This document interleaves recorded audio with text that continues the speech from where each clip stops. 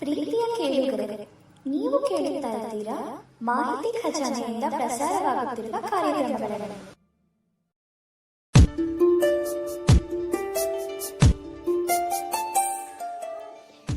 ನಿಮ್ಮ ಸ್ಪರ್ಧಾತ್ಮಕ ಪರೀಕ್ಷೆಗಳ ಕನಸನ್ನು ನನಸಾಗಿಸುವಲ್ಲಿ ಮಾಹಿತಿ ಖಜಾನೆ ನಿಮ್ಮೊಂದಿಗೆ. ಸಮಗ್ರ ಮಾಹಿತಿ, ಪರಿಣಾಮಕಾರಿ ತಂತ್ರಗಳು ಮತ್ತು ವ್ಯಕ್ತಿತ್ವ ವಿಕಸನದ ಉತ್ತಮ ಮಾರ್ಗದರ್ಶನಕ್ಕಾಗಿ ನಮ್ಮ ವಾಹಿನಿಯನ್ನು ಸಬ್ಸ್ಕ್ರೈಬ್, ಶೇರ್, ಲೈಕ್ ಮತ್ತು ಕಾಮೆಂಟ್ಸ್ ಮಾಡುವುದರ ಮೂಲಕ ಪ್ರೋತ್ಸಾಹಿಸಿ.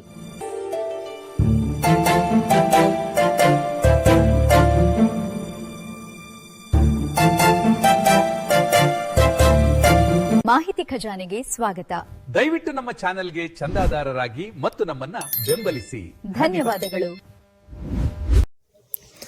ಆತ್ಮೀಯ ಕೇಳುಗರಿಗೆಲ್ಲ ನಮಸ್ಕಾರ. ಇವತ್ತಿನ ಪರೀಕ್ಷಾ ವಿಶೇಷ ಕೆಸೆಟ್ ಮತ್ತು ಯುಜಿಸಿ ನೆಟ್ ಪರೀಕ್ಷಾ ತಯಾರಿ ಕುರಿತ ಈ ಕಾರ್ಯಕ್ರಮಕ್ಕೆ ಪ್ರೀತಿಯ ಸ್ವಾಗತ. ಕೇಳುಗರೆ, ನಾವು ನೋಡುವುದರಿಂದ ಮಾತ್ರ ಮಾಹಿತಿ ಸಿಗುವುದಿಲ್ಲ, ಕೇಳುವುದರಿಂದಲೂ ಮಾಹಿತಿ ಸಿಗುತ್ತದೆ. ಬನ್ನಿ, ಹಾಗಿದ್ದರೆ ಈ ಸಂಚಿಕೆಯನ್ನು ಪ್ರಾರಂಭ ಮಾಡೋಣ. ಆತ್ಮೀಯ ಕೇಳುಗರೆ, ನಾವು ಕಳೆದ ಸಂಚಿಕೆಯಲ್ಲಿ ಬೋಧನೆಯ ಪ್ರಕಾರಗಳ ಬಗ್ಗೆ ತಿಳ್ಕೊಳ್ತಾ ಮುಂದೆ ಸಾಗ್ತಾ ಇದ್ವಿ. ನೀವು ಆಸ್ಕ್ ಅನ್ನುವಂತಹ ಒಂದು ಬಟನ್ ಮೇಲೆ ಕ್ಲಿಕ್ ಮಾಡುವುದರ ಮೂಲಕ ಈ ಸಂಚಿಕೆಯ ಸಾರಾಂಶವನ್ನ, ಸಂಪೂರ್ಣ ಮಾಹಿತಿಯನ್ನ ನಿಮ್ಮದೇ ಭಾಷೆಯಲ್ಲಿ ತಿಳಿದುಕೊಳ್ಳೋದಕ್ಕೂ ಕೂಡ ಈಗ ಯೂಟ್ಯೂಬ್ನವರು ಅವಕಾಶವನ್ನು ಮಾಡಿಕೊಟ್ಟಿದ್ದಾರೆ. ಹಾಗಾಗಿ ಕನ್ನಡ ಯಾರಿಗೆ ಅರ್ಥ ಆಗೋಲ್ಲ ಅವರು ಆಂಗ್ಲ ಭಾಷೆಯಲ್ಲೂ ಕೂಡ ಈ ಸಂಚಿಕೆಯ ಕಂಪ್ಲೀಟ್ ಇನ್ಫಾರ್ಮೇಶನ್, ಸಂಪೂರ್ಣ ಮಾಹಿತಿಯನ್ನು ಕೂಡ ತಿಳ್ಕೋಬಹುದು. ಬನ್ನಿ, ಹಾಗಿದ್ರೆ ಇವತ್ತಿನ ಈ ಸಂಚಿಕೆಯನ್ನ ಪ್ರಾರಂಭ ಮಾಡೋಣ. ಮತ್ತಷ್ಟು ಪ್ರಕಾರಗಳಿದಾವೆ, ಆ ಪ್ರಕಾರಗಳನ್ನ ತಿಳಿತಕ್ಕಂಥ ಪ್ರಯತ್ನವನ್ನು ಮಾಡೋಣ. ಮೊದಲನೇದಾಗಿ ನಿಗಮನ ಪದ್ಧತಿ ಅಂತಕ್ಕಂಥದ್ದು ಮುಂದಿನ ಅಂಶ. ಈ ವಿಧಾನವನ್ನ ಅರಿಸ್ಟಾಟಲ್ ಅವರು ಪ್ರತಿಪಾದಿಸಿರ್ತಕ್ಕಂಥದನ್ನ ಗಮನಿಸಬೇಕು. ಅರಿಸ್ಟಾಟಲ್ ಅವರು ಈ ವಿಧಾನವನ್ನ ಪ್ರತಿಪಾದಿಸಿದರು. ಇದು ಪ್ರಮುಖವಾಗಿ ಸೂತ್ರಗಳು ಮತ್ತು ನಿಯಮಗಳು ಮತ್ತು ಉದಾಹರಣೆಗಳೊಂದಿಗೆ ಅಂತ್ಯಗೊಳ್ಳುತ್ತದೆ. ಅಂದ್ರೆ ಇಲ್ಲಿ ನಿಯಮಗಳು ಇರುತ್ತೆ, ಸೂತ್ರಗಳು ಇರುತ್ತೆ. ಯಾವುದೇ ಒಂದು ಲೆಕ್ಕಾಚಾರವನ್ನು ಮಾಡತಕ್ಕಂಥ ಸಂದರ್ಭದಲ್ಲಿ ನಾವು ಸೂತ್ರಗಳನ್ನ ಸಂಪೂರ್ಣವಾಗಿ ಕಲ್ತ್ಕೊಂಡಿದ್ದೇವೆ. ಯಾಕಂದ್ರೆ ಗಣಿತ ವಿಷಯದಲ್ಲಿ ಸೂತ್ರಗಳು ಅಂತಕ್ಕಂಥದ್ದು ಬಹಳ ಮುಖ್ಯವಾದಂತಹ ಅಂಶ. ಅಲ್ಲಿ ಇನ್ನು ಪ್ರಮುಖವಾಗಿ ವಿಜ್ಞಾನದಲ್ಲಿಯೂ ಕೂಡ ಕೆಲವೊಂದು ಸೂತ್ರಗಳು ಬರ್ತಕ್ಕಂಥದ್ದನ್ನ ಪ್ರಮುಖವಾಗಿ ಗಮನಿಸ್ತೇವೆ. ಹಾಗೆ ಸೂತ್ರಗಳೊಂದಿಗೆ ಪ್ರಾರಂಭವಾಗಿ ನಿಯಮಗಳನ್ನು ಅಳವಡಿಸಿಕೊಂಡು ಉದಾಹರಣೆಗಳು, ಸಾಮಾನ್ಯ ಉದಾಹರಣೆಗಳೊಂದಿಗೆ ಇದು ಅಂತ್ಯಗೊಳ್ತಕ್ಕಂತಹ ವ್ಯವಸ್ಥೆಯನ್ನ ಪ್ರಮುಖವಾಗಿ ಗುರುತಿಸುತ್ತೇವೆ. ಈ ವಿಧಾನ ಪ್ರಮುಖವಾಗಿ ತಿಳಿಯದಿರುವ ವಿಷಯದಿಂದ ತಿಳಿದಿರುವ ವಿಷಯದೆಡೆಗೆ ಸಾಗುತ್ತದೆ. ಅಂದ್ರೆ ನಮಗೆ ಯಾವುದೋ ಒಂದು ಮಾಹಿತಿ ಗೊತ್ತಿಲ್ಲ, ಅದನ್ನ ತಿಳ್ಕೊಂಡು ತಿಳಿದಿರುವ ಅಂಶಗಳನ್ನ ಉದಾಹರಣೆಗಳೊಂದಿಗೆ ವಿವರಿಸತಕ್ಕಂತಹ ಸಾಮರ್ಥ್ಯವನ್ನ ಪ್ರತಿಯೊಬ್ಬ ಉಪನ್ಯಾಸಕರು ಬೆಳೆಸ್ಕೋಬೇಕು ಅಂತಕ್ಕಂತಹ ಸಲಹೆಯನ್ನ ಇದು ನೀಡುತ್ತೆ. ಜೊತೆಗೆ ವಿದ್ಯಾರ್ಥಿಗಳು ತಮ್ಮ ಒಂದು ಸೆಮಿನಾರ್ನಂತಹ ಪ್ರಸಂಗಗಳಲ್ಲಿ ಉದಾಹರಣೆಗಳನ್ನ ನೀಡತಕ್ಕಂತಹ ಸಾಮರ್ಥ್ಯವನ್ನು ಕೂಡ ಪ್ರಮುಖವಾಗಿ ಬೆಳೆಸ್ಕೋಬೇಕು ಅಂತಕ್ಕಂಥದ್ದು ಕೂಡ ಇದರ ಮುಖ್ಯ ಉದ್ದೇಶ. ಮೂರ್ತದಿಂದ ಅಮೂರ್ತದೆಡೆಗೆ ಸಾಗುತ್ತೆ. ಹಾಗೆ ಇದು ಹೆಚ್ಚು ಸಮಯವನ್ನ ತೆಗೆದುಕೊಳ್ಳುತ್ತೆ. ಮೂರ್ತ, ಅಮೂರ್ತ ಅಂದ್ರೆ ಯಾವುದೋ ಒಂದು ವಸ್ತು ಇದೆ, ಅದು ವಸ್ತು ನಮಗೆ ಕಣ್ಣಿಗೆ ಕಾಣಿಸಿದ್ರೆ ಅದು ಮೂರ್ತ, ಕಣ್ಣಿಗೆ ಕಾಣಿಸ್ದೇ ಇದ್ರೆ ಅಮೂರ್ತ. ಅಂದ್ರೆ ವೈಜ್ಞಾನಿಕವಾಗಿ ಆಲೋಚಿಸ್ತಕ್ಕಂಥದ್ದು ಹಾಗೂ ವೈಜ್ಞಾನಿಕ ಉದಾಹರಣೆಗಳನ್ನು ಬಳಸಿಕೊಂಡು ಇದು ಮುನ್ನೆಲೆಗೆ ಬರತಕ್ಕಂಥದ್ದು ಇದರ ಪ್ರಮುಖ ಉದ್ದೇಶವಾಗಿರ್ತಕ್ಕಂಥದ್ದನ್ನು ಕೂಡ ಪ್ರಮುಖವಾಗಿ ಗಮನಿಸುತ್ತೆ. ಯಾಕಂದ್ರೆ ಯಾವುದೇ ಒಂದು ವಿಷಯವನ್ನ ತಿಳ್ಕೋಬೇಕು ಅಂದ್ರೆ ಅದನ್ನ ವೈಜ್ಞಾನಿಕವಾಗಿ ಆಲೋಚಿಸಬೇಕು. ಆ ಆಲೋಚಿಸ್ತಕ್ಕಂಥ ಸಂದರ್ಭದಲ್ಲಿ ನಾವು ಪ್ರಮುಖವಾಗಿ ತಿಳ್ಕೋಬೇಕಂತ ವಿಷಯ ಏನಪ್ಪಾ ಅಂದ್ರೆ ಅಲ್ಲಿ ವೈಜ್ಞಾನಿಕ ಅಂಶಗಳಿತ್ತು, ಅವು ತಮ್ಮದೇ ಆದಂತಹ ನೆಲೆಯಲ್ಲಿ ಬಳಕೆಗೆ ಬಂದಿರತಕ್ಕಂಥದ್ದನ್ನು ಕೂಡ ಪ್ರಮುಖವಾಗಿ ಗುರುತಿಸುತ್ತೇವೆ. ಈ ವಿಧಾನಕ್ಕೆ ನೇರ ಬೋಧನೆ ಎಂಬ ಹೆಸರು ಸಹ ಇರತಕ್ಕಂಥದ್ದನ್ನು ಗಮನಿಸ್ತೇವೆ. ಅಂದ್ರೆ ವೈಜ್ಞಾನಿಕವಾಗಿ ಆಲೋಚಿಸುವುದರ ಜೊತೆಗೆ ನೇರವಾಗಿ ವಿಷಯವನ್ನು ಮಂಡಿಸ್ತಕ್ಕಂತಹ ಪ್ರಸಂಗವನ್ನು ಪ್ರಮುಖವಾಗಿ ಇಲ್ಲಿ ಗುರುತಿಸ್ತೇವೆ. ಇದಿಷ್ಟೇ ಅಲ್ಲದೆ ಉತ್ತಮ ಸ್ಮರಣಶಕ್ತಿಯನ್ನು ಕೂಡ ಬೆಳೆಸುತ್ತೆ. ಯಾಕಂದರೆ ಯಾವುದೇ ಒಬ್ಬ ವ್ಯಕ್ತಿ ವೈಜ್ಞಾನಿಕವಾಗಿ ಪ್ರಯೋಗಗಳ ಮೂಲಕ ಯಾವುದೇ ಮಾಹಿತಿಯನ್ನು ಅರ್ಥ ಮಾಡಿಕೊಂಡ್ರೆ ಆತ ಬದುಕಿರುವವರೆಗೂ ಕೂಡ ಆತನ ಮೇಲಿನಿಂದ ಆ ವಿಷಯ ಮರೆತೋಗಲ್ಲ. ಇಂತಹ ಪ್ರಸಂಗಗಳು ಬಂದಾಗ ಸಾಕಷ್ಟು ಅಂಶಗಳು ತನ್ನದೇ ಆದ ರೀತಿಯಲ್ಲಿ ಬಳಕೆಯಲ್ಲಿರ್ತಕ್ಕಂಥದ್ದು ವೈಜ್ಞಾನಿಕವಾದ ಅಂಶಗಳ ರೂಪದಲ್ಲಿ ಇದು ಬೆಳವಣಿಗೆ ಹೊಂದಿರತಕ್ಕಂಥದ್ದನ್ನು ಕೂಡ ಪ್ರಮುಖವಾಗಿ ಗುರುತಿಸುತ್ತೇವೆ.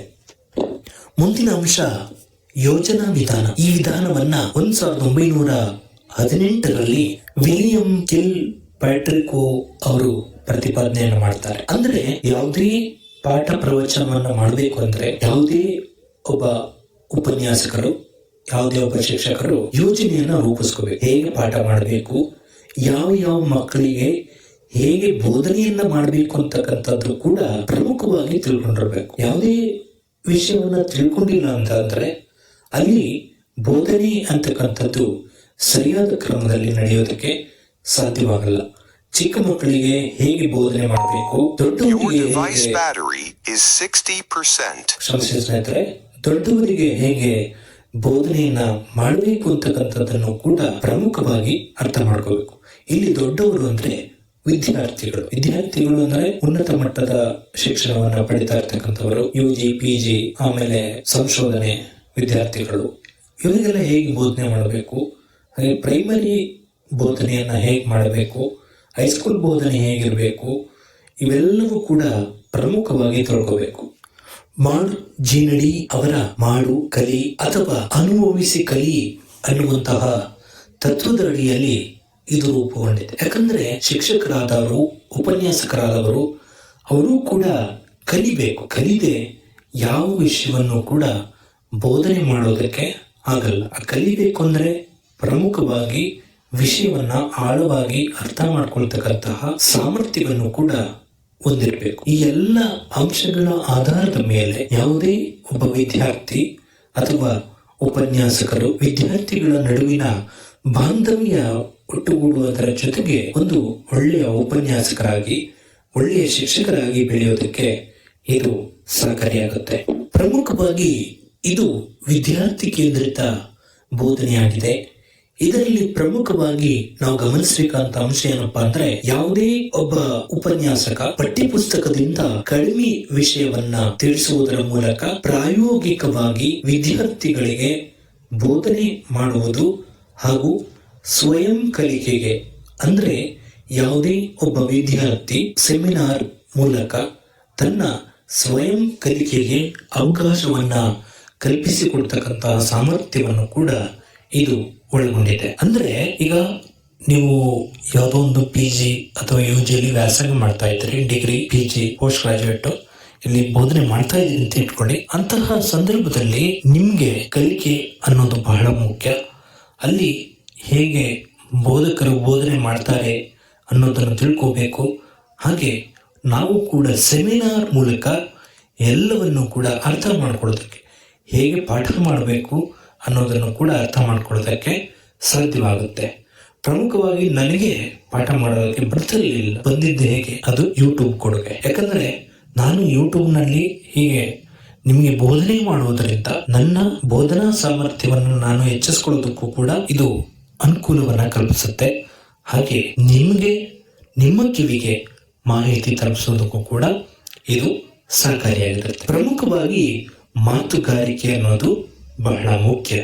ಯಾಕಂದ್ರೆ ಎಲ್ಲಿ ಹೇಗೆ ಮಾತನಾಡಬೇಕು ಅನ್ನೋದನ್ನ ಕೂಡ ಪ್ರಮುಖವಾಗಿ ಅರ್ಥ ಮಾಡ್ಕೋಬೇಕು. ಅದರ ಬಗ್ಗೆ ಮುಂದಿನ ಸಂಚಿಕೆಯಲ್ಲಿ ತಿಳಿಯೋಣ. ವಿಲಿಯಂ ಪ್ಯಾಟ್ರಿಕ್ ಅವರು ಒಟ್ಟು 4 ವಿಧಾನವನ್ನ ಇಲ್ಲಿ ಗುರುತಿಸ್ತಾರೆ. ಮೊದಲನೇದು ರಚನೆ. ಅಂದ್ರೆ ಉದಾಹರಣೆಗೆ ಒಂದು ನಾಟಕದ ರಚನೆ ಅಂತ ಇಟ್ಕೊಳ್ಳೋಣ. ಆ ನಾಟಕ ರಚನೆಗೊಳ್ಳಬೇಕು ಅಂದ್ರೆ ಪ್ರಮುಖವಾಗಿ ಬರಿಬೇಕು ಅಂದ್ರೆ ನಮ್ಗೆ ಯಾವ ರೀತಿಯಲ್ಲಿ ಬರಿಬೇಕು ಅನ್ನೋದು ಕೂಡ ಗೊತ್ತಿರ್ಬೇಕು. ಈ ಎಲ್ಲ ಅಂಶಗಳನ್ನ ಆಧಾರವಾಗಿಟ್ಕೊಂಡು ಯಾವುದೇ ಒಂದು ಯೋಜನೆಯನ್ನ ರೂಪಿಸಬೇಕು ಅಂದ್ರೂ ಕೂಡ ಅಲ್ಲಿ ಸಾಕಷ್ಟು ಯೋಚನೆಯನ್ನ ಮಾಡಬೇಕು. ಯಾರ್ಯಾರಿಗೆ ಎಷ್ಟೆಷ್ಟು ಸೌಲಭ್ಯಗಳನ್ನ ತಲುಪಿಸ್ಬೇಕು ಅನ್ನೋದು ಒಂದು ಕಡೆ ಆದರೆ, ವಿದ್ಯಾರ್ಥಿಗಳಿಗೆ ಹೇಗೆ ಬೋಧನೆ ಮಾಡಬೇಕು, ಯಾವ ಯಾವ ಅಂಶಗಳನ್ನ ನಾನು ಬೋಧನೆಯಲ್ಲಿ ಅಳವಡಿಸ್ಕೋಬೇಕು ಅಂತಕ್ಕಂಥದ್ದು ಕೂಡ ಪ್ರಮುಖವಾಗಿ ನಾವು ತಿಳಿಬೇಕಾದಂತಹ ವಿಷಯ. ಇನ್ನು ಎರಡನೇದಾಗಿ ಮನೋರಂಜನೆ ಅಂತಕ್ಕಂಥದ್ದು ಕೂಡ ಬಹಳ ಮುಖ್ಯ. ಯಾಕಂದ್ರೆ ಪಾಠನೇ ಹೇಳ್ತಾ ಇದ್ರೆ ವಿದ್ಯಾರ್ಥಿಗಳು ಎದ್ದು ಹೋಗುವಂತಹ ಸಾಧ್ಯತೆ ಇರುತ್ತೆ. ಹಾಗಾಗಿ ಸ್ವಲ್ಪ ಮಾತು, ಸ್ವಲ್ಪ ಮನೋರಂಜನೆ ಇದ್ರೆ ಅದು ಚಂದ. ಯಾಕಂದ್ರೆ ನಾವು ನಗುನೇ ಇಲ್ಲ ನಮ್ಮ ಮುಖದಲ್ಲಿ ಅಂದ್ರೆ ಅದಕ್ಕೆ ಬೋಧನೆಗೆ ಅರ್ಥ ಇರಲ್ಲ. ಯಾಕಂದ್ರೆ ಬೋಧನೆ ಮಾಡ್ತಕ್ಕಂಥವರು ಪ್ರಮುಖವಾಗಿ ಎಲ್ಲವನ್ನೂ ಕೂಡ ಅರ್ಥ ಮಾಡ್ಕೊಂಡಿರ್ಬೇಕು. ಕೇವಲ ಪುಸ್ತಕದಲ್ಲಿರುವುದನ್ನ ಮಾತ್ರ ಹೇಳೋದಲ್ಲ, ಬದಲಾಗಿ ವಾಸ್ತವ ಉದಾಹರಣೆಗಳನ್ನ ಬಳಸಿಕೊಂಡು ಅಧ್ಯಯನ ಮಾಡ್ತಕ್ಕಂಥದ್ದು, ಉಪನ್ಯಾಸ ಮಾಡ್ತಕ್ಕಂಥದ್ದು ಬಹಳ ಮುಖ್ಯ.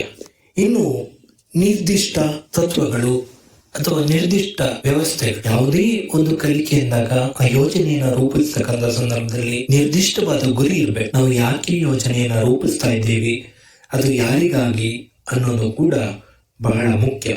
ಇನ್ನು ಸವಾಲುಗಳು, ಯಾವುದೇ ಯೋಜನೆಗಳನ್ನ ರೂಪಿಸಿದಾಗಲೂ ಕೂಡ ಅವುಗಳಲ್ಲಿ ಸವಾಲುಗಳಿರ್ತವೆ. ಇನ್ನು ಬೋಧನೆಯಲ್ಲಿಯೂ ಅಷ್ಟೇ ಸಾಕಷ್ಟು ಸವಾಲುಗಳು ಇರ್ತವೆ. ಆ ಸವಾಲುಗಳನ್ನೆಲ್ಲವನ್ನೂ ಕೂಡ ಎದುರಿಸಿ ನಿಂತಾಗ ಮಾತ್ರ ಒಬ್ಬ ಶಿಕ್ಷಕ ಯಶಸ್ವಿಯಾಗುವುದಕ್ಕೆ ಸಾಧ್ಯ. ಇನ್ನು ತತ್ವಗಳು, ಈ ತತ್ವಗಳು ಅಂತಕ್ಕಂಥದ್ದು ಕೂಡ ಬಹಳ ಮುಖ್ಯ. ಮೊದಲನೇದು ಉದ್ದೇಶಪೂರ್ವಕ ತತ್ವಗಳು. ಅಂದ್ರೆ ಯಾವುದೇ ಒಂದು ತತ್ವವನ್ನ ರೂಪಿಸಬೇಕು ಅಂದ್ರೆ ಆ ತತ್ವಗಳು ಯಾಕೆ ರೂಪುಗೊಂಡವು ಅಂತಕ್ಕಂಥದ್ದು ಕೂಡ ಬಹಳ ಮುಖ್ಯ. ಯಾವ ಉದ್ದೇಶಕ್ಕಾಗಿ, ಈಗ ನಾವು ಬೋಧನೆ ಮಾಡ್ತಾ ಇರ್ತಕ್ಕಂಥದ್ದು ಯಾವ ಉದ್ದೇಶಕ್ಕಾಗಿ, ನಮಗೆ ಒಂದಿಷ್ಟು ಏನಾದ್ರೂ ಬರಲಿ ಅಂತಕ್ಕಂಥದ್ದು. ಅದು ಸಂಭಾವನೆಯ ರೀತಿಯಲ್ಲಿರ್ಬೋದು, ಸಂಬಳದ ರೀತಿಯಲ್ಲಿರ್ಬೋದು. ಇವೆಲ್ಲವೂ ಕೂಡ ಕುಟುಂಬ ನಿರ್ವಹಣೆ ಬಹಳ ಮುಖ್ಯ. ಯಾಕಂದ್ರೆ ಯಾವುದೇ ಒಬ್ಬ ವ್ಯಕ್ತಿ ಬೋಧನೆಯನ್ನ ಯಾಕೆ ಮಾಡ್ತಾರೆ ಅಂದ್ರೆ ತಮ್ಮ ಕುಟುಂಬ ನಿರ್ವಹಣೆಗಿರ್ಬೋದು ಅಥವಾ ಏನೋ ಒಂದು ಸೇವೆಯನ್ನಾಗಿಯೂ ಕೂಡ ಕೆಲವರು ಮಾಡ್ತಾರೆ. ಇನ್ನು ನೈಜತೆಯ ತತ್ವ, ಯಾವುದೇ ತತ್ವ ರೂಪುಗೊಳ್ಳಬೇಕು ಅಂದ್ರೆ ಅಲ್ಲಿ ನೈಜತೆ ಇರಬೇಕು. ನೈಜತೆಯಾದಂತಹ ಅಂಶಗಳನ್ನ ಬೋಧನೆ ಮಾಡಬೇಕು, ಸುಳ್ಳು ಅಂಶಗಳನ್ನ ಬೋಧನೆ ಮಾಡಬಾರದು. ಯಾವುದೇ ಒಬ್ಬ ವ್ಯಕ್ತಿ ತನಗೆ ಏನು ಮಾಹಿತಿ ಗೊತ್ತಿಲ್ಲ ಅಂದ್ರೆ ಅದನ್ನ ತಿಳಿಸ್ತಕ್ಕಂಥದ್ದು ಬಹಳ ಮುಖ್ಯ. ನೈಜತೆ ಅಂಶವನ್ನ ಪರಿಗಣಿಸೋದು ಬಹಳ ಮುಖ್ಯವಾಗುತ್ತೆ. ಸ್ವಾತಂತ್ರ್ಯತೆಯ ತತ್ವ ಹಾಗೂ ಅನುಭವದ ತತ್ವ. ಸ್ವಾತಂತ್ರ್ಯತೆಯ ತತ್ವ ಅಂದ್ರೆ ಯಾವುದೇ ಒಂದು ವಿಷಯವನ್ನ ನಾವು ಬೋಧನೆ ಮಾಡ್ತಕ್ಕಂಥ ಸಂದರ್ಭದಲ್ಲಿ ನಾವು ಸ್ವತಂತ್ರವಾಗಿ, ಸ್ವಂತವಾಗಿ ನಾವು ಮಾತನಾಡಬೇಕು. ನಾವು ತಿಳಿದಂತಹ ವಿಷಯವನ್ನ ವಿದ್ಯಾರ್ಥಿಗಳಿಗೆ ತಲುಪಿಸ್ತಕ್ಕಂಥದ್ದು ಸ್ವತಂತ್ರತೆಯ ತತ್ವ. ಇನ್ನು ಅನುಭವದ ತತ್ವ, ಯಾವುದೇ ಒಬ್ಬ ವ್ಯಕ್ತಿ ಮೊಟ್ಟ ಮೊದಲಿಗೆ ಬೋಧನೆಯನ್ನ ಪ್ರಾರಂಭ ಮಾಡಿದ್ರೆ ಆತನಿಗೆ ಅನುಭವ ಸಿಗಲ್ಲ. 1 ವರ್ಷ 2 ವರ್ಷ ಕಳಿಬೇಕು, ಆತ ಪಕ್ಕ ಬೋಧಕನಾಗ್ತಾನೆ. ಯಾಕಂದ್ರೆ ಯಾವುದೇ ಉಪನ್ಯಾಸಕರಾಗ್ಲಿ, ಯಾವುದೇ ಶಿಕ್ಷಕರಾಗಲಿ ಎಲ್ಲವನ್ನೂ ತಿಳಿದವರು ಯಾರು ಇಲ್ಲ. ಯಾಕಂದ್ರೆ ನನಗ್ ಗೊತ್ತಿರೋದು ನಿಮಗ್ ಗೊತ್ತಿರಲ್ಲ, ನಿಮಗ್ ಗೊತ್ತಿರೋದು ನನಗ್ ಗೊತ್ತಿರಲ್ಲ. ಹಾಗಾಗಿ ನಾನು ಇನ್ ಮುಂದೆ ಒಂದು ಲೈವ್ ಮಾಡಬೇಕು ಅಂತ ಅನ್ಕೊಂಡಿದ್ದೆ. ಯಾಕಂದ್ರೆ ನಿಮ್ಮಲ್ಲೂ ಕೂಡ ಮಾಹಿತಿ ಇರುತ್ತೆ, ನೀವು ಹಂಚ್ಕೊಳಲ್ಲ. ಆದ್ರೆ ಲೈವ್ ಇದ್ರೆ ನಾನು ನಿಮ್ ಜೊತೆ ಮಾತಾಡಬಹುದು, ನೀವು ನನ್ನ ಜೊತೆ ಮಾತಾಡಬಹುದು. ಸೊ ಈ ಮೂಲಕ ಒಂದೊಂದು ಅಧ್ಯಾಯ ಮುಗಿದ ಮೇಲೆ ನಾನು ನಿಮ್ ಜೊತೆ ಕೆಸೆಟ್ ಮತ್ತು UGC ನೆಟ್ ಸಂಬಂಧಪಟ್ಟಂತೆ ಮಾತನಾಡ್ತಾ ಹೋಗ್ತೀನಿ. ಇಂತಹ ಅಂಶಗಳನ್ನ ಅಳವಡಿಸ್ಕೊಂಡ್ರೆ ಖಂಡಿತವಾಗ್ಲೂ ಕೂಡ ಒಬ್ಬ ಉತ್ತಮ ಉಪನ್ಯಾಸಕರಾಗಿ ಬೆಳೆಯೋದಕ್ಕೆ ಸಾಧ್ಯವಾಗುತ್ತೆ. ಇನ್ನು ಚಟುವಟಿಕೆಯ ತತ್ವ, ಯಾವುದೇ ವಿಷಯವನ್ನ ನಾವು ಬೋಧನೆ ಮಾಡ್ತೀವಿ ಅಂದ್ರೆ ಅವನ್ನ ಸಂಪೂರ್ಣವಾಗಿ ಅರ್ಥ ಮಾಡಿಸ್ಬೇಕು ಅಂದ್ರೆ ನಮ್ಗೆ ಪ್ರಮುಖವಾಗಿ ಚಟುವಟಿಕೆ ಅನ್ನೋದು ಬಹಳ ಮುಖ್ಯ. ವಿದ್ಯಾರ್ಥಿಗಳಿಗೆ ಒಂದು ಚಟುವಟಿಕೆಯನ್ನ ಮಾಡಿಸುವುದರ ಮೂಲಕ ಈ ರೇಡಿಯೋದಲ್ಲಿ ಪ್ರಸಾರ ಆಗ್ತಾ ಇತ್ತು ಚಿನ್ನದ ಚುಕ್ಕಿ ಅಂತ ಕಾರ್ಯಕ್ರಮ. ಸೊ ಅಲ್ಲಿ ಚಟುವಟಿಕೆಯನ್ನು ಮಾಡಿಸ್ತಾ ಇದ್ರು, ಬೋಧನೆಯನ್ನು ಮಾಡ್ತಾ ಇದ್ರು. ಅದು ಪ್ರಮುಖವಾದಂತ ಅಂಶ. ಎಲ್ಲರೂ ಕೂಡ ಅದನ್ನು ಅಳವಡಿಸ್ಕೋಬೇಕು. ಒಂದು ಚಟುವಟಿಕೆಯನ್ನ ನೀಡೋದ್ರ ಮೂಲಕ ಆ ವಿಷಯವನ್ನ ಅರ್ಥ ಮಾಡಿಸ್ತಕ್ಕಂಥ ಸಾಮರ್ಥ್ಯ ಪ್ರತಿಯೊಬ್ಬ ಉಪನ್ಯಾಸಕ ಹಾಗೂ ಬೋಧಕರಿಗೆ ಇರತಕ್ಕಂಥದ್ದು ಬಹಳ ಮುಖ್ಯವಾದಂತ ಅಂಶ. ಉಪಯುಕ್ತತೆಯ ತತ್ವ ಹಾಗೂ ಸಾಮಾಜಿಕ ಬೆಳವಣಿಗೆಯ ತತ್ವ. ಉಪಯುಕ್ತತೆಯ ತತ್ವ ಅಂದ್ರೆ ಯಾವುದೇ ಒಂದು ವಿಷಯವನ್ನ ನಾವು ಅರ್ಥ ಮಾಡಿಸ್ಬೇಕು ಅಂದ್ರೆ ಉಪಯುಕ್ತ ಅಂಶಗಳನ್ನು ನೋಟ್ ಮಾಡಿಸುವುದರ ಮೂಲಕ ಅವುಗಳನ್ನು ಅರ್ಥ ಮಾಡಿಸೋದು ಬಹಳ ಮುಖ್ಯ.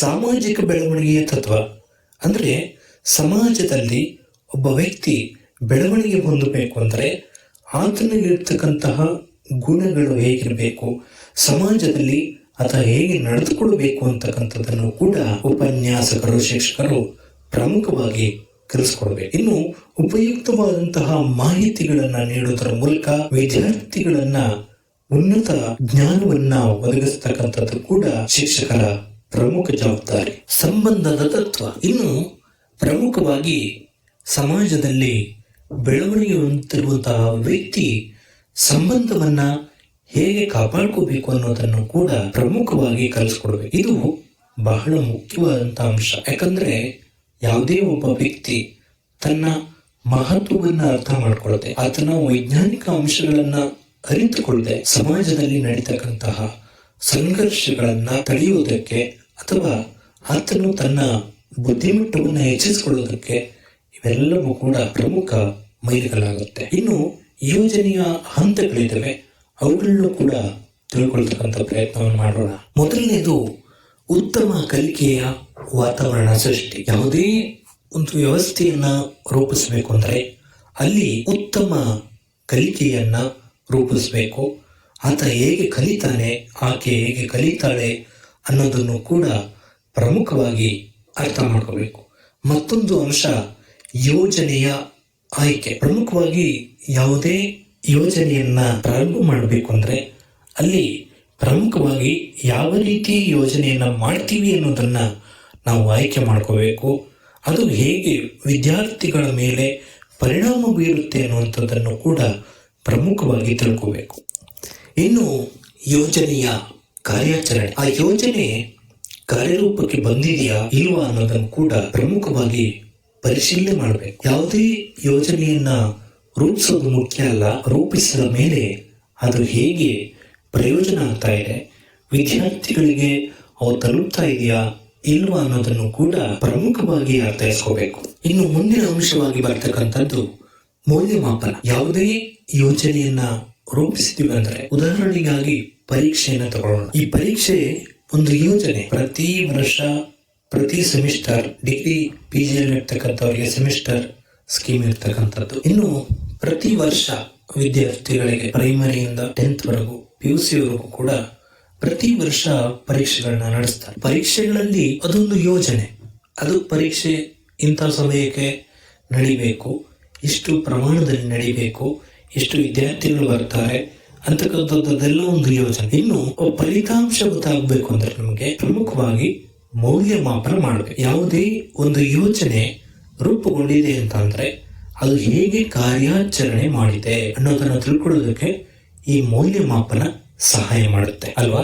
ಇನ್ನು ಮುಂದಿನ ಹಂತವಾಗಿ ಬರ್ತಕ್ಕಂಥದ್ದು ದಾಖಲೆ. ಯಾವುದೇ ಯೋಜನೆಯನ್ನ ರೂಪಿಸಿದ್ವಿ ಅಂದ್ರೆ ಅದಕ್ಕೆ ದಾಖಲೆ ಇರಬೇಕು. ಯಾವುದೇ ಪರೀಕ್ಷೆ ನಡೀತು ಅಂದ್ರೆ ಅದಕ್ಕೆ ಒಂದು ದಾಖಲೆಯಾಗಿ ಮಾರ್ಕ್ಸ್ ಕಾರ್ಡ್ ಇರುತ್ತೆ. ಆ ಕಾರ್ಡ್ ಏನು ಇರುತ್ತೆ ಅದು ನಿಮ್ಮ ಜೀವನ ಪೂರ್ತಿ ನೀವು ಬದುಕಿರುವವರೆಗೂ ಕೂಡ ಅದು ಮೌಲ್ಯಕ್ಕೆ ಬರ್ತಕ್ಕಂಥದ್ದನ್ನ ಪ್ರಮುಖವಾಗಿ ಗುರುತಿಸ್ತೇವೆ. ಯಾಕಂದ್ರೆ ಯಾವುದೇ ಒಂದು ವ್ಯವಸ್ಥೆ ರೂಪುಗೊಂಡಿದೆ ಅಂದರೆ ಅದು ಮೌಲ್ಯದ ಮೇಲೆ, ಪ್ರಮುಖವಾಗಿ ರೆಕಾರ್ಡ್ ಮೇಲೆ, ದಾಖಲಾತಿಯ ಮೇಲೆ. ಆ ದಾಖಲೆ ಅಂತಕ್ಕಂಥದ್ದು ಪ್ರತಿ ವ್ಯವಸ್ಥೆಯಲ್ಲೂ ಇರಬೇಕು. ನಾವು ಪಾಠ ಮಾಡಿದ್ದೀವಿ ಅಂದರೆ ನಮಗೂ ಒಂದು ದಾಖಲೆ ಇರಬೇಕು, ಅದು ಅಟೆಂಡೆನ್ಸ್. ನಾವು ಆಗ್ತಕ್ಕಂತಹ ಅಟೆಂಡೆನ್ಸ್ ಅದು ಒಂದು ದಾಖಲೆ. ಮತ್ತೆ ನಾವು ಆಗ್ತಕ್ಕಂತಹ ಸಹಿ ಅದು ಒಂದು ದಾಖಲೆ.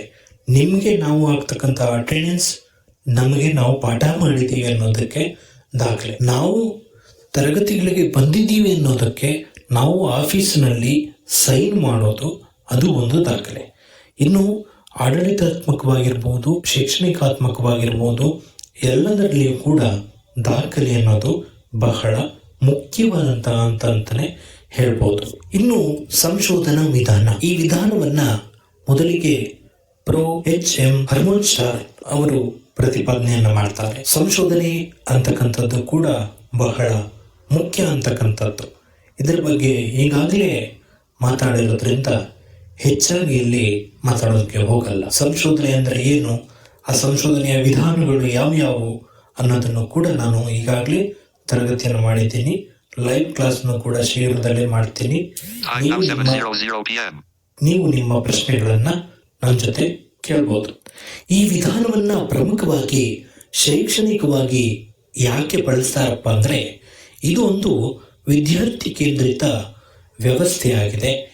ಇದು ಪ್ರಮುಖವಾಗಿ ಒಬ್ಬ ವಿದ್ಯಾರ್ಥಿ ತಾನೇ ಸ್ವತಃ ಪ್ರಯೋಗಗಳ ಮೂಲಕ ಕಲಿತಕ್ಕಂತಹ ಸಾಮರ್ಥ್ಯವನ್ನ ಇದು ಒಳಗೊಂಡಿರ್ತಕ್ಕಂಥದ್ದನ್ನು ಕೂಡ ಪ್ರಮುಖವಾಗಿ ಗುರುತಿಸ್ತೇವೆ. ಅಂದ್ರೆ ಯಾವುದೇ ಒಬ್ಬ ವಿದ್ಯಾರ್ಥಿ ತಾನು ಸಂಶೋಧನೆಯನ್ನ ಮಾಡೋದರ ಮೂಲಕ ಹೊಸ ಹೊಸ ಅಂಶಗಳನ್ನ ಕಂಡುಕೊಳ್ತಕ್ಕಂಥದ್ದು, ಅನುಮಾನ ಬಂದಿದ್ದನ್ನ ಕೇಳಿ ತಿಳಿತಕ್ಕಂತಹ ಸಾಮರ್ಥ್ಯ, ಇವೆಲ್ಲವನ್ನು ಕೂಡ ಬೆಳೆಸ್ಕೊಳ್ಳೋದಕ್ಕೂ ಕೂಡ ಇದು ಸಹಾಯ ಮಾಡುತ್ತೆ. ಈ ವಿಧಾನ ಪ್ರಮುಖವಾಗಿ ವಿದ್ಯಾರ್ಥಿಗಳಲ್ಲಿ ವೈಜ್ಞಾನಿಕ ಆಲೋಚನೆಯನ್ನ ಬೆಳೆಸುತ್ತೆ.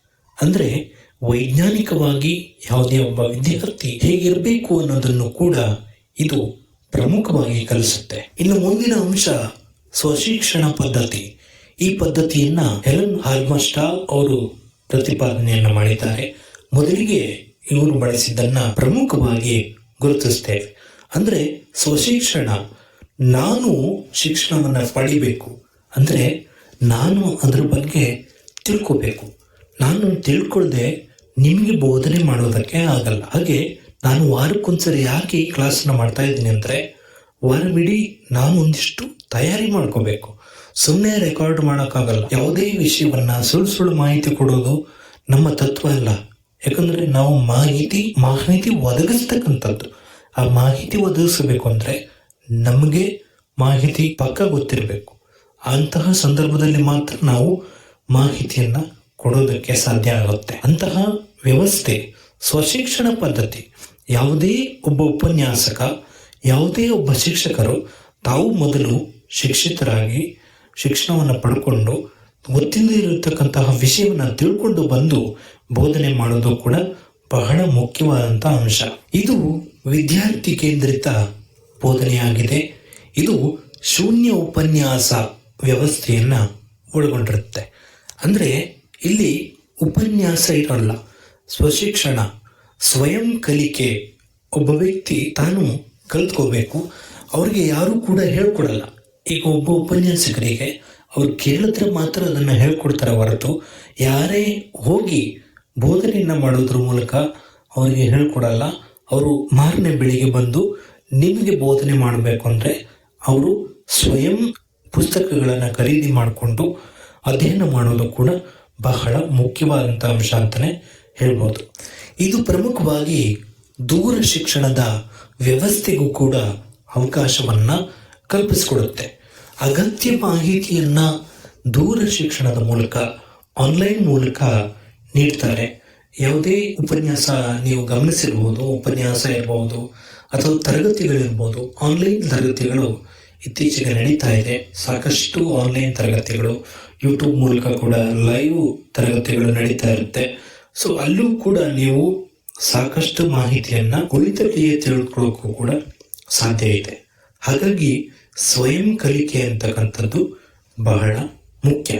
ಇನ್ನು ಸಮಸ್ಯೆಗಳ ಪರಿಹಾರ. ಈಗ ಯಾವುದೋ ಒಂದು ಸಮಸ್ಯೆ ಇದೆ, ನನಗೆ ಬೋಧನೆ ಮಾಡೋಕೆ ಬರಲ್ಲ, ಅದು ಹೇಗೆ ಅಂತ ನನಗೆ ಗೊತ್ತಿಲ್ಲ. ಅದನ್ನು ತಿಳ್ಕೊಬೇಕು ಅಂದ್ರೆ ಅದೊಂದು ಸಮಸ್ಯೆ. ನಮಗೆ ಆ ಸಮಸ್ಯೆಯನ್ನು ಹೋಗಲಾಡಿಸ್ಬೇಕು ಅಂದ್ರೆ ನಾವು ಪ್ರಮುಖವಾಗಿ ಬೇರೆಯವರು ಮಾಡಿದಂತಹ ಉಪನ್ಯಾಸಗಳನ್ನ ಕೇಳೋದ್ರ ಮೂಲಕ ನಾವು ಮಾಹಿತಿಯನ್ನ ಪಡ್ಕೋಬೇಕು. ಹಾಗೆ ನಾವು ನಮಗೆ ಪಾಠವನ್ನ ಮಾಡ್ಕೋಬೇಕು. ಏನಪ್ಪ ಹೀಗೆ ಮಾತಾಡ್ತಿದ್ದಾರೆ ಅಂತ ಯೋಚನೆ ಮಾಡಬೇಡಿ. ನೀವು ಒಬ್ಬರೇ ಇರ್ತೀರಲ್ವಾ, ನಿಮಗೆ ನೀವೇ ಪಾಠ ಮಾಡ್ಕೊಳ್ಳಿ. ಅಂದ್ರೆ ಮುಂದೆ ವಿದ್ಯಾರ್ಥಿಗಳಿದ್ದಾರೆ ಅಂತ ತಿಳ್ಕೊಂಡು ಪಾಠ ಮಾಡೋದು ಕೂಡ ಒಂದು ಕಲೆ. ಯಾಕಂದ್ರೆ ನಾಳೆ ದಿನ ತರಗತಿಗಳಿಗೆ ಹೋಗಿ ಪಾಠ ಮಾಡ್ತಕ್ಕಂಥವ್ರು ನಾವು ಪಾಠ ಮಾಡೋದಕ್ಕೆ ಬರಲ್ಲ ಅಂತ ಅಂದ್ರೆ ಅದು ನೆಗೆ ಪಾಟ್ಲೆ ಗುರಿ ಆಗ್ಬೇಕಾಗುತ್ತೆ. ಸೊ ಹಾಗಾಗಿ ನಾವು ಪ್ರಮುಖವಾಗಿ ನಮ್ಮ ಸಮಸ್ಯೆಯನ್ನ ಪರಿಹರಿಸಿಕೊಳ್ಳೋದಕ್ಕೆ ಇಂತಹ ತತ್ವಗಳನ್ನ ಅಳವಡಿಸ್ಕೋಬೇಕು. ಸಮಸ್ಯೆ ಪರಿಹಾರ ವಿಧಾನವನ್ನ ಪ್ರಮುಖವಾಗಿ ಜಾರ್ಜ್ ಪೋಲಿಯೋ ಅಂತಕ್ಕಂಥವರು ಮೊದಲ ಬಾರಿಗೆ ಇದನ್ನ ಪ್ರತಿಪಾದನೆ ಮಾಡ್ತಾರೆ. ಇದು ಪ್ರಮುಖವಾಗಿ ವಿದ್ಯಾರ್ಥಿ ಕೇಂದ್ರಿತ ವಿಧಾನವಾಗಿದೆ. ಒಂದು ನಿರ್ದಿಷ್ಟ ಸಮಸ್ಯೆಯನ್ನ ವಿದ್ಯಾರ್ಥಿಗಳ ಮೂಲಕವೇ ಪರಿಹರಿಸ್ತಕ್ಕಂತಹ ಪ್ರಯತ್ನವನ್ನ ಇಲ್ಲಿ ಮಾಡಲಾಗುತ್ತೆ. ಅಂದ್ರೆ ಈ ಏನೇ ಸಮಸ್ಯೆ ಇದ್ರೂ ಕೂಡ ಆ ಸಮಸ್ಯೆಗೆ ಒಂದು ಪರಿಹಾರ ಇರಬೇಕು. ಆ ಪರಿಹಾರವನ್ನ ಕಂಡುಕೊಳ್ಳೋದಕ್ಕೆ ವಿದ್ಯಾರ್ಥಿಗಳನ್ನ ಬಳಸ್ಕೊಳ್ಳಲಾಗುತ್ತೆ. ವಿದ್ಯಾರ್ಥಿಗಳ ಮೂಲಕ ಆ ಸಮಸ್ಯೆಗಳಿಗೆ ಪರಿಹಾರವನ್ನ ಕಂಡುಕೊಳ್ತಕ್ಕಂಥ ಪ್ರಯತ್ನವನ್ನ ಇಲ್ಲಿ ಪ್ರಮುಖವಾಗಿ ಮಾಡಲಾಗುತ್ತೆ. ವಿದ್ಯಾರ್ಥಿಗಳ ಚಿಂತನೆ ಅಂತಕ್ಕಂಥದ್ದು ಬುನಾದಿಗೆ ಬರೋದಕ್ಕೆ, ಈ ಬುನಾದಿ ಮಟ್ಟದಿಂದಲೇ ಕೂಡ ಚಿಂತನಾಶೀಲತೆಯನ್ನ ಬೆಳೆಸೋದಕ್ಕೂ ಕೂಡ ಇದು ಸಹಾಯ ಮಾಡುತ್ತೆ. ಇದಿಷ್ಟೇ ಅಲ್ಲದೆ ವಿದ್ಯಾರ್ಥಿಗಳಲ್ಲಿ ವೈಜ್ಞಾನಿಕವಾಗಿ ಆಲೋಚಿಸ್ತಕ್ಕಂಥದ್ದು, ಸಮಸ್ಯೆಗಳನ್ನ ಪರಿಹರಿಸಿಕೊಳ್ಳತಕ್ಕೆ ವೈಜ್ಞಾನಿಕವಾದಂತಹ ವಿಧಾನವನ್ನ ಅಳವಡಿಸಿಕೊಳ್ತಕ್ಕಂಥದ್ದು, ತಮ್ಮ ಬದುಕಿನಲ್ಲಿ ಉಂಟಾಗುವಂತಹ ಸವಾಲುಗಳನ್ನ ಪರಿಹರಿಸಿಕೊಳ್ಳೋದಕ್ಕೆ ಅವಕಾಶವನ್ನ ಕಲ್ಪಿಸಿಕೊಡ್ತಕ್ಕಂಥದ್ದು ಕೂಡ ಇದರ ಮುಖ್ಯ ಉದ್ದೇಶ ಆಗಿರುತ್ತೆ. ಅಂದ್ರೆ ಯಾವುದೇ ಸಮಸ್ಯೆ ಜೀವನದಲ್ಲಿ ಬಂದೇ ಬರುತ್ತೆ. ಯಾವುದೇ ಒಬ್ಬ ವ್ಯಕ್ತಿ ಅಂದ ತಕ್ಷಣ ಆತನಿಗೆ ಬರ್ತಕ್ಕಂತಹ ಎಲ್ಲಾ ಸಮಸ್ಯೆಗಳನ್ನ ಹೇಗೆ ಪರಿಹರಿಸ್ಕೋಬೇಕು ಅಂತಕ್ಕಂಥದ್ದನ್ನು ಕೂಡ ಪ್ರಮುಖವಾಗಿ ಕಲಿಸ್ತಕ್ಕಂಥದ್ದು, ಇನ್ನು ಕ್ರಿಯಾಶೀಲತೆಯನ್ನ ಮೂಡಿಸ್ತಕ್ಕಂಥದ್ದು ಕೂಡ ಪ್ರಮುಖವಾದಂತಹ ಅಂಶ ಅಂತಾನೆ ಹೇಳ್ಬೋದು. ಇನ್ನು 9ನೇದು ಅನುಬೋಧನಾ ವಿಧಾನ ಅಂತಕ್ಕಂಥದ್ದು. ಈ ವಿಧಾನವನ್ನ ಪ್ರಮುಖವಾಗಿ 1960ರಲ್ಲಿ ಟೈಟಲಿನ್ ಅಂತಕ್ಕಂಥವರು ಪ್ರತಿಪಾದನೆಯನ್ನ ಮಾಡ್ತಾರೆ. ಅವರು ಮೊದಲಿಗೆ ಇದನ್ನ ಬಳಸ್ತಾರೆ. ಈ ವಿಧಾನ ಪ್ರಮುಖವಾಗಿ ಶಿಕ್ಷಕ ಕೇಂದ್ರಿತ ವಿಧಾನವಾಗಿದೆ. ಇದನ್ನ ಪ್ರಮುಖವಾಗಿ ಸೂಕ್ಷ್ಮ ಬೋಧನೆ ಅಂತನೂ ಕೂಡ ಕರೀತಾರೆ. ಅಂದ್ರೆ ಶಿಕ್ಷಕರು ಯಾವುದೇ ವಿಷಯವನ್ನ ಬೋಧನೆ ಮಾಡಬೇಕು ಅಂದ್ರೂ ಕೂಡ ಅಲ್ಲಿ ಸೂಕ್ಷ್ಮತೆಯನ್ನ ಕಾಪಾಡಿಕೊಳ್ತಕ್ಕಂಥದ್ದು ಕೂಡ ಬಹಳ ಮುಖ್ಯವಾದಂತ ಅಂಶ ಅಂತಾನೆ ಹೇಳ್ಬೋದು.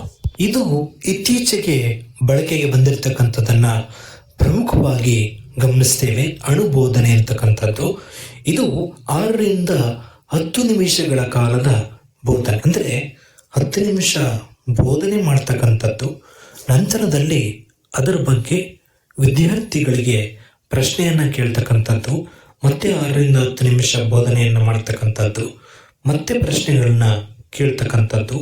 ಇದು ವಿದ್ಯಾರ್ಥಿಗಳು ಮತ್ತು ಶಿಕ್ಷಕರ ನಡುವೆ ಬಾಂಧವ್ಯ ಹೆಚ್ಚೋದಕ್ಕೂ ಕೂಡ ಸಹಕಾರಿಯಾಗುತ್ತೆ. ಇನ್ನು ಈ ಅಣುಬೋಧನೆ ಅಂತಕ್ಕಂಥದ್ದೇನಿದೆ, ಪ್ರಶಿಕ್ಷಣಾರ್ಥಿಗಳು ಶಿಕ್ಷಣದ ಬೋಧನೆಗೆ ಹೋಗುವ ಮುನ್ನ 10ರಿಂದ 15 ಜನ ಚಿಕ್ಕ ಗುಂಪಿಗೆ ಒಂದು ಅಣುಕು ಪ್ರದರ್ಶನ ಅಂತ ಹೇಳ್ತಾರೆ. ಅಂದ್ರೆ 15 ನಿಮಿಷಗಳ ಕಾಲ ಬೋಧನೆ ಮಾಡ್ತಕ್ಕಂತಹ ಒಂದು ವ್ಯವಸ್ಥೆ ಇದು. ಅಂದ್ರೆ ಇಲ್ಲಿ 6ರಿಂದ 10 ನಿಮಿಷ ಅಂತ ಹೇಳ್ತಾರೆ, ಆದ್ರೆ 15 ನಿಮಿಷಗಳ ಕಾಲ ಬೋಧನೆಯನ್ನು ಮಾಡಬೇಕು. ಅಂದ್ರೆ ಪ್ರಶಿಕ್ಷಣಾರ್ಥಿಗಳು ಅಂದ್ರೆ ಶಿಕ್ಷಕರು ಹೇಗೆ ತಯಾರಿ ಮಾಡಿಕೊಂಡಿದ್ದಾರೆ, ಉಪನ್ಯಾಸಕರು ಹೇಗೆ ತಯಾರಿಯಾಗಿದ್ದಾರೆ, ಬೋಧನೆಗೆ ಹೇಗೆ ಅವ್ರನ್ನ ಕಳಿಸಬಹುದು ಅಂತಕ್ಕಂಥದ್ದನ್ನು ಕೂಡ ಇಲ್ಲಿ ಪ್ರಮುಖವಾಗಿ ತಿಳ್ಕೊಳ್ತಕ್ಕಂತಹ ಸಾಧ್ಯತೆ ಹೆಚ್ಚಾಗಿರುತ್ತೆ. ಇನ್ನು ಅಣುಬೋಧನೆಯ ಹಂತಗಳನ್ನ ನೋಡೋದಾದ್ರೆ ಪ್ರಮುಖವಾಗಿ ಮೊದಲನೇದು ಯೋಜನೆ. ಈಗಾಗಲೇ ಯೋಜನೆ ಬಗ್ಗೆ ಮಾಹಿತಿ ಕೊಟ್ಟಿದ್ದೀನಿ. ಇನ್ನು 2ನೇದಾಗಿ ಬೋಧನೆ. ಅಂದ್ರೆ ಇಲ್ಲಿ ಯೋಜನೆಯನ್ನ ರೂಪಿಸಿಕೊಂಡು ನಂತರದಲ್ಲಿ ಬೋಧನೆ ಮಾಡ್ತಕ್ಕಂಥದ್ದು. ಆ ಬೋಧನೆಯನ್ನ ಹೇಗೆ ಮಾಡಬೇಕು, ಯಾವ ಯಾವ ಕೌಶಲ್ಯವನ್ನ ಅಳವಡಿಸ್ಕೋಬೇಕು ಅಂತಕ್ಕಂಥದ್ದನ್ನು ಕೂಡ ಈ ವಿಧಾನ ನಮಗೆ ತಿಳಿಸುತ್ತೆ. ಪ್ರಮುಖವಾಗಿ ನಾವೇನಾದ್ರೂ ತಪ್ಪು ಮಾತಾಡ್ತೀವಾ, ಸರಿಯಾಗಿ ಮಾತಾಡ್ತೀವಾ ಅನ್ನೋದನ್ನು ಕೂಡ ಇದು ಅರ್ಥ ಮಾಡ್ಕೊಳ್ಳೋದಕ್ಕೆ ಸಹಾಯ ಮಾಡುತ್ತೆ. ಇನ್ನು 3ನೇದು ಪ್ರತಿಪೋಷಣೆ ಅಥವಾ ಫೀಡ್ಬ್ಯಾಕ್ ಅಂತ ಹೇಳ್ತಾರೆ. ಈಗ ಬೋಧನೆ ಮಾಡಿ ಆಯ್ತು, ಪ್ರತಿಪೋಷಣೆ ವಿದ್ಯಾರ್ಥಿಗಳಿಂದ ಅಥವಾ ಮುಂದೆ ಕುಳಿತಿರ್ತಕ್ಕಂತಹ ವ್ಯಕ್ತಿಗಳಿಂದ ಯಾವ ರೀತಿಯ ಪ್ರತಿಕ್ರಿಯೆ ಬರುತ್ತೆ ಅನ್ನೋದನ್ನ ನಾವು ಯೋಚನೆ ಮಾಡಬೇಕು. ನಾವೇನಾದ್ರೂ ತಪ್ಪು ಮಾತಾಡಿದೀವ, ನಾವು ಹೇಗೆ ಮಾತಾಡಿದ್ದೀವಿ. ಈಗ ನಾವು ಸೆಮಿನಾರ್ ಮಾಡ್ತಕ್ಕಂಥ ಸಂದರ್ಭದಲ್ಲಿ ಮುಂದೆ ಶಿಕ್ಷಕರು ಕೂತಿರ್ತಾರೆ. ಆ ಕುಳಿತಿರ್ತಕ್ಕಂಥ ಸಂದರ್ಭದಲ್ಲಿ ನಾವು ನಮಗನ್ಸಿದ್ದನ್ನ ಮಾತನಾಡಬೇಕು. ಮುಕ್ತವಾಗಿ ಮಾತನಾಡ್ತಕ್ಕಂತಹ ಸಾಮರ್ಥ್ಯವನ್ನು ಕೂಡ ನಾವು ಬೆಳೆಸ್ಕೋಬೇಕು. ಅದರ ಬಗ್ಗೆ ಮುಂದೆ ಮಾತಾಡ್ತೀನಿ. ಅದ್ರ ಬಗ್ಗೆನೇ ನಿಮಗೆ ಸಪ್ರೇಟ್ ಕ್ಲಾಸ್ ಇರುತ್ತೆ, ಅಲ್ಲಿ ಸಾಕಷ್ಟು ಮಾತಾಡೋಣ. ಇಲ್ಲಿ ಪ್ರಮುಖವಾಗಿ ಬೋಧನೆ ಮಾಡ್ತಕ್ಕಂಥ ಸಂದರ್ಭದಲ್ಲಿ ಹೇಗಿತ್ತು ಬೋಧನೆ ಅನ್ನೋದನ್ನ ತಿಳ್ಕೊಳ್ಳೋದಕ್ಕೆ ಇದು ಒಂದು ಪ್ರಮುಖ ವೇದಿಕೆಯಾಗಿದೆ. ಇನ್ನು ಪುನರ್ ಯೋಜನೆ ಅಥವಾ ರೀಪ್ಲಾನ್. ಯಾವುದೇ ಯೋಜನೆ ನಾವು ರೂಪಿಸಿಕೊಂಡಿದ್ದು ಅದು ತಪ್ಪಾಯಿತು ಅಂದ್ರೆ ಅಲ್ಲಿ ಮುಂದೆ ಕೂತಿರ್ತಕ್ಕಂಥವರು ತಮ್ಮ ಅನಿಸಿಕೆಯನ್ನು ಹೇಳ್ತಾರೆ. ಇದು ಬದಲಾಯಿಸಬೇಕು, ಇಂತಹ ಅಂಶಗಳನ್ನ ಬದಲಾಯಿಸಬೇಕು ಅಂತಕ್ಕಂಥದ್ದು. ಆ ಬದಲಾವಣೆಯೊಂದಿಗೆ ಮಾಡತಕ್ಕಂಥ ಉಪನ್ಯಾಸ ಇದು ಕೂಡ ಒಂದು ತತ್ವ ಅಂತಾನೆ ಹೇಳ್ಬೋದು. ಎಲ್ಲವನ್ನೂ ಕೂಡ ಬಲ್ಲವರು ಯಾರೂ ಇಲ್ಲ. ಆ ಬಲ್ಲವರಿಂದ ಕೇಳಿ ತಿಳಿದು ಅಂಶಗಳನ್ನು ಬದಲಾಯಿಸಿಕೊಂಡು ನಮ್ಮ ಶಿಕ್ಷಣದ ಉಪನ್ಯಾಸದ ಪದ್ಧತಿಯನ್ನ ಇನ್ನಷ್ಟು ಉತ್ತಮಗೊಳಿಸಿಕೊಳ್ಳೋದು ಕೂಡ ಬಹಳ ಮುಖ್ಯವಾದಂತ ಅಂತಾನೆ ಹೇಳ್ಬೋದು. ಇಲ್ಲಿ ಪುನರ್ಬೋಧನೆ, ಮತ್ತೆ ಬೋಧನೆ ಮಾಡ್ತೀವಿ, ಮತ್ತೆ ಪುನರ್ ಪೋಷಣೆ, ಪುನರ್ ಫೀಡ್ಬ್ಯಾಕ್, ಮತ್ತೆ ರೀಫೀಡ್ಬ್ಯಾಕ್ ಅನ್ನ ನಾವು ಪಡ್ಕೊಳ್ತೇವೆ. ಬೋಧನೆ ಒಂದ್ಸರಿ ತಪ್ಪಾಯ್ತು ಅಂದ್ರೆ ಮತ್ತೆ ಬೋಧನೆ ಮಾಡ್ತೀವಿ, ಮತ್ತೊಂದಷ್ಟು ಅಂಶಗಳನ್ನ ನಾವು ತಿಳ್ಕೊಳ್ತೀವಿ, ಮತ್ತೆ ಮುಂದೆ ನಾವು ಉಪನ್ಯಾಸಕರಾಗಿ ಹೊರಹೊಮ್ಮೋದಕ್ಕೆ ಸಾಧ್ಯವಾಗುತ್ತೆ.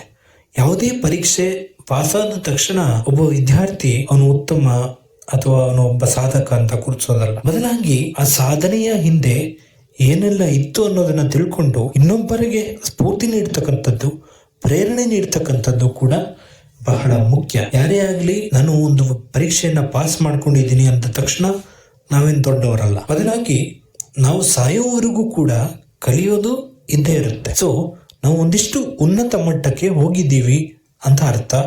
ಮುಂದೆ ನಾವು ಏನೋ ಒಂದು ಅತಿಥಿ ಉಪನ್ಯಾಸಕರಾಗಿ ಅಥವಾ ಕೆಸೆಟ್ ನೆಟ್ ಪಾಸ್ ಮಾಡ್ಕೊಂಡಿರ್ತಕ್ಕಂಥವ್ರು ಅತಿಥಿ ಉಪನ್ಯಾಸಕರಾಗಿ ಕಾರ್ಯನಿರ್ವಹಿಸೋದು ಅಥವಾ ಉಪನ್ಯಾಸಕರಾಗಿ ಕಾರ್ಯನಿರ್ವಹಿಸ್ತಕ್ಕಂಥದ್ದು, ಪರೀಕ್ಷೆಯನ್ನು ಬರೆದು ಉತ್ತಮ ಅಂಕಗಳೊಂದಿಗೆ ಪಾಸಾಗಿ ಉತ್ತಮ ಹುದ್ದೆಗೆ ಹೋಗ್ತಕ್ಕಂಥದ್ದು, ಇವೆಲ್ಲವೂ ಕೂಡ ಇದ್ದೇ ಇರುತ್ತೆ. ಸೊ ಇಂತಹ ಸಂದರ್ಭದಲ್ಲಿ ನಾವು ಎಷ್ಟು ಕಲಿತರೂ ಕೂಡ ಅದು ಇನ್ನೂ ಕೂಡ ಕಲಿತಾನೇ ಇರಬೇಕು ಅಂತಕ್ಕಂಥದ್ದು ಇಲ್ಲಿ ಬಹಳ ಮುಖ್ಯವಾದಂಥ ಅಂಶ ಅಂತಾನೆ ಹೇಳ್ಬೋದು.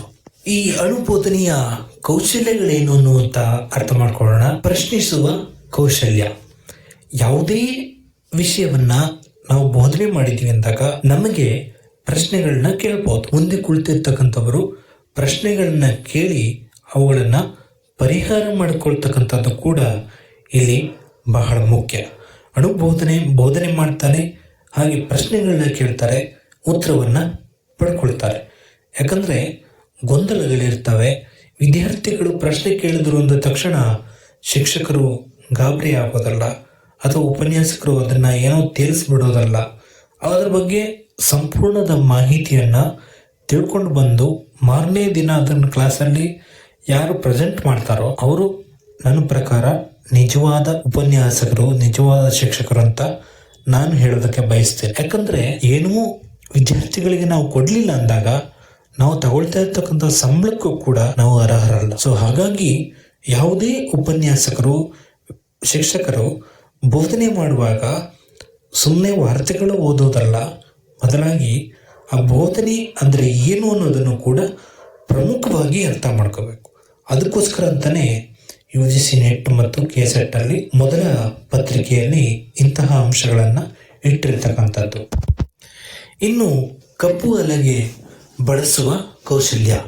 ಬ್ಲ್ಯಾಕ್ ಬೋರ್ಡ್ ಅನ್ನು ಬಳಸೋದಕ್ಕೂ ಕೂಡ ಅದಕ್ಕೂ ಒಂದು ಕೌಶಲ್ಯ ಇರಲೇಬೇಕು. ಯಾಕಂದ್ರೆ ಆ ಕೌಶಲ್ಯ ಇಲ್ಲ ಅಂದ್ರೆ ಶಿಕ್ಷಕರು ಯಶಸ್ವಿಯಾಗೋದಕ್ಕೆ ಸಾಧ್ಯವಾಗಲ್ಲ. ಇನ್ನು ವಿಶೇಷ ಚೇತನರು, ಅಂಧ ವಿದ್ಯಾರ್ಥಿಗಳು, ಅಂಧ ಉಪನ್ಯಾಸಕರು ಅವರು ಬ್ಲ್ಯಾಕ್ ಬೋರ್ಡ್ ಅನ್ನು ಬಳಸೋಕ್ಕಾಗಲ್ಲ. ಅಂತ ಸಂದರ್ಭದಲ್ಲಿ ಅವರು ತಮ್ಮ ವಿವರಣೆಯನ್ನ ಅಚ್ಚುಕಟ್ಟಾಗಿ ನೀಡುವುದರ ಮೂಲಕ, ಪ್ರಾಜೆಕ್ಟರ್ ಇದ್ರೆ ಅದನ್ನ ಬಳಸ್ಕೊಂಡು ಒಂದು PPTಯನ್ನ ತಯಾರು ಮಾಡಿಕೊಂಡು ಲ್ಯಾಪ್ಟಾಪ್ಗಳ ಮೂಲಕ ಅಥವಾ ಕಂಪ್ಯೂಟರ್ಗಳ ಮೂಲಕ ನಿಮ್ಮ ಬೋಧನೆಯನ್ನ ಮುಂದುವರಿಸೋದು ಬಹಳ ಸೂಕ್ತ. ಯಾಕಂದ್ರೆ ಸುಮ್ಮನೆ ಹೋಗಿ ಬ್ರೈಲ್ ಲಿಪಿ ಇದೆ, ಆ ಬ್ರೈಲ್ ಲಿಪಿಯನ್ನ ಬಳಸಿಕೊಂಡು ನಾವು ಬೋಧನೆ ಮಾಡಿದ್ರೂ ಕೂಡ ಏನೂ ಸಮಸ್ಯೆ ಆಗಲ್ಲ. ಬದಲಾಗಿ ಸುಮ್ಮನೆ ಏನೋ ಒಂದು ಹೇಳ್ತೀನಿ ಅಂತ ಹೋಗಿ ನೆಗೆಪಾಟಲಿಗೆ ಗುರಿಯಾಗೋದು ಒಳ್ಳೆಯ ಲಕ್ಷಣ ಅಲ್ಲ. ಹಾಗಾಗಿ ಪ್ರತಿಯೊಬ್ಬರು ಕೂಡ ಬೋಧನೆಯನ್ನ ಮಾಡ್ತಕ್ಕಂಥವರು ಇಂತಹ ಅಂಶಗಳನ್ನ ಅಳವಡಿಸ್ಕೋಬೇಕು. ಬ್ಲ್ಯಾಕ್ ಬೋರ್ಡ್ನಲ್ಲಿ ಹೇಗೆ ಬರಿಬೇಕು ಅನ್ನೋದನ್ನು ಕೂಡ ಪ್ರಮುಖವಾಗಿ ತಿಳ್ಕೊಂಡಿರಬೇಕು. ಪ್ರಚೋದನಾ ಕೌಶಲ್ಯ ಹಾಗೂ ವಿವರಣಾ ಕೌಶಲ್ಯ. ಪ್ರಚೋದನೆ ವಿದ್ಯಾರ್ಥಿಗಳಲ್ಲಿ ಒಳ್ಳೆಯ ರೀತಿಯ ಪ್ರಶಂಸನೆ ಮೂಡೋದಕ್ಕೆ ಕಾರಣಕರ್ತರಾಗಬೇಕು. ಹಾಗೆ ವಿವರಣೆಯನ್ನ ನೀಡಬೇಕು. ಯಾವುದೇ ಒಂದು ವಿಷಯವನ್ನ ಓದ್ಕೊಂಡು ಹೋಗೋ ಬದಲು ಅದನ್ನ ವಿವರಿಸಿ ಹೇಳ್ತಕ್ಕಂಥದ್ದು ಕೂಡ ಪ್ರತಿ ಉಪನ್ಯಾಸಕ, ಶಿಕ್ಷಕರ ಮೊದಲ ಕರ್ತವ್ಯವಾಗಬೇಕು. ಹಾಗೆ ಪ್ರಚೋದನಕಾರಿಯಾಗಿ ಅದು ಒಂದು ಪರಿಣಾಮಕಾರಿಯಾದಂತಹ ಬೋಧನೆ ಆಗಬೇಕು. ಆಗ ಮಾತ್ರ ಒಬ್ಬ ಉಪನ್ಯಾಸಕ, ಒಬ್ಬ ಶಿಕ್ಷಕರು ಯಶಸ್ವಿಯಾಗೋದಕ್ಕೆ ಸಾಧ್ಯ. ಪಾಠ ಪರಿಚಯಿಸುವ ಕೌಶಲ್ಯ ಹಾಗೂ ಉದಾಹರಿಸುವ ಕೌಶಲ್ಯ. ಪಾಠವನ್ನ ನಾವು ಮೊದಲಿಗೆ ಪರಿಚಯ ಮಾಡಿಕೊಡ್ಬೇಕು. ನಾವು ಯಾವ ಪಾಠವನ್ನ ಮಾಡ್ತಾ ಇದ್ದೀವಿ, ಅದು ಹೇಗಿರುತ್ತೆ ಅನ್ನೋದನ್ನ ಹಿನ್ನೆಲೆ ಹೇಳಬೇಕು. ಹಿನ್ನೆಲೆ ಹೇಳದೆ ಮೊದಲಿಗೆ ಪಾಠವನ್ನ ಶುರು ಮಾಡಿದ್ರೆ ಅದರಲ್ಲಿ ಯಾವುದೇ ಅರ್ಥವಿಲ್ಲ. ಇನ್ನು ಉದಾಹರಣೆ, ವಾಸ್ತವಿಕ ಉದಾಹರಣೆಗಳನ್ನು ಬಳಸ್ಕೊಂಡು ಪಾಠ ಮಾಡಿದ್ರೆ ನಿಜಕ್ಕೂ ಕೂಡ ಅದೊಂದು ಉಪನ್ಯಾಸ ಅರ್ಥಗರ್ಭಿತವಾಗಿರುತ್ತೆ. ಯಾಕಂದ್ರೆ ನಾವು ಉದಾಹರಣೆನೇ ಕೊಡ್ಲಿಲ್ಲ ಅಂದಾಗ ಅಲ್ಲಿ ಅವರಿಗೆ ಏನಪ್ಪ ಇವರು ಏನು ಹೇಳಲ್ಲ, ನಿದ್ರೆ ಬಂದ್ಬಿಡುತ್ತೆ.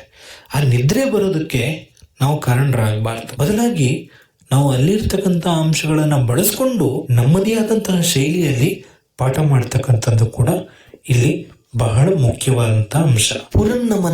ಪುನರ್ನಮನದ ಅಥವಾ ಪುನರ್ನವದ ಕೌಶಲ್ಯ ಹಾಗೂ ಉಪಕರಣಗಳನ್ನ ಬಳಸುವ, ಬೋಧನಾ ಉಪಕರಣಗಳನ್ನ ಬಳಸುವ ಕೌಶಲ್ಯ.